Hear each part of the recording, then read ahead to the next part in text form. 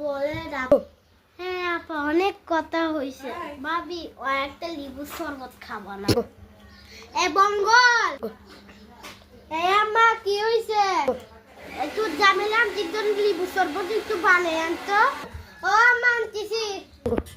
আম্মু তো বলছে লেবুর শরবত বানাইতে, কিন্তু চিনি কতটুকু? যাই আম্মুকে বলে আসি। আম্মু চিনি কতটুকু দিব? আমি জানি না, তো বোন যাই জিজ্ঞাসা করে। আমি আচ্ছা যাই আমি বোনকে জিজ্ঞাসা করি। এটা এবার আম্মু বলছে চিনি আম্মু বলছে যে শরবত বানানোর জন্য ঝামেলা দিত না, চিনি কতটুকু দিব বল। আমি জানি না, আমি মেকআপ করতেছি। যা তুই তুই দেখা। এই কি করে আমার মতনই আমি চিনি দিই। আমার কি দে আমার ইচ্ছা মতন একটু চিনি। আমার কি পছন্দ হয়েছে, আমি পছন্দ করি। আমার বঙ্গলটা উল্টা পাল্টা চিনি দিই। আমি একটু বসে না, আমি তো আসতেছি। আমি তো এক কাপ চিনি দিতে, আমি তো কখনো ভাইয়ের কথা শুনে দে তাই একটা চিনি দিতে।